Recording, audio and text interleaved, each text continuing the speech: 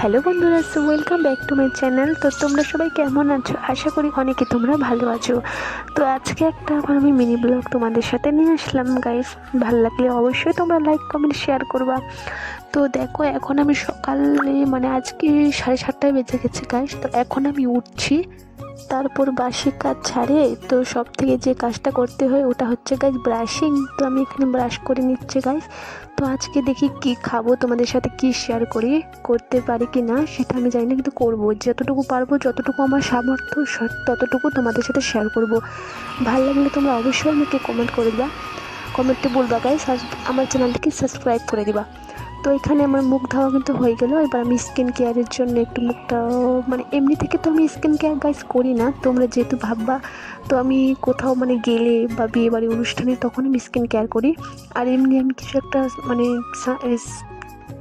এমনি যে একটা আমি ময়শ্চারাইজ লাগাই, যেটা রোজ লাগানো ওটা আমি ময়শ্চারাইজ লাগাই গাইস। তো তোমরা কি ময়শ্চারাইজ করো তোমরা অবশ্যই কিন্তু বলবা।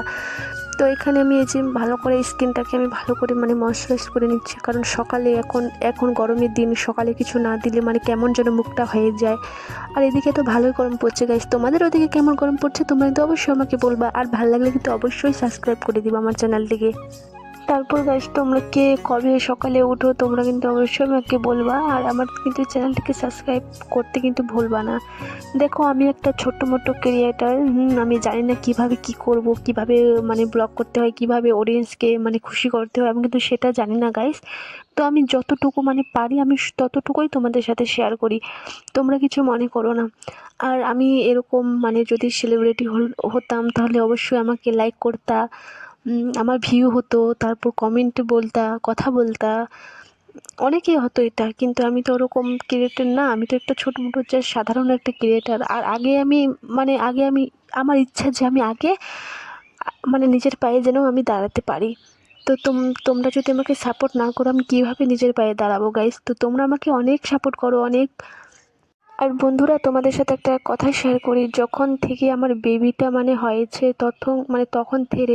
তখন থেকে আমার এত চুল পরিমাণে ঝরতেছে, কি করব আমি বুঝতে পারছি না। আগে তোমাদেরকে বলেছি চিরুনি করলে একদম চিরুনির সাথে কতগুলা চুল আমার উঠে যায়, কি করব বুঝতে পারছি না। তোমার যদি কিছু এমন কিছু জানো ঘরোয়া উপাদান, তাহলে আমাকে কিন্তু অবশ্যই বলো। আমার চুল ওঠে, আমি গাইস টাকলা হয়ে যাব। তবে হ্যাঁ, আমি কিন্তু ঘরোয়া তেল বেশি ব্যবহার করি না, এমনি থেকে আমি তেল ব্যবহার করি না, কোনো সময় তেল ব্যবহার করি, কোনো সময়। তোমরা যদি কিছু জেনে থাকো অবশ্যই তোমাকে বলবা। তো বন্ধুরা, এখানে দেখো আমি সব কিছু কাজ টাজ আমি স্কিন কেয়ার করে মাথা আশ্রয় আমি কিন্তু চলে আসি রান্নাঘরে চা করবো বলে। তো ভাবছিলাম যে লাল চা করবো, কিন্তু না, লাল চা করবো না, আমার লাল চা খেতেও ভাল লাগে না। তো এখানে আমি দুধ চা করে নিচ্ছি, আর দুধ চা আমার ঘনই দুধ চা ভালো লাগে, কারণ কেউ পাতলা পছন্দ করে, কেউ ঘন, কিন্তু আমার ঘনই ভালো লাগে। তোমরা কীরকম চা পছন্দ করো তোমরা কিন্তু অবশ্যই আমাকে বলবা।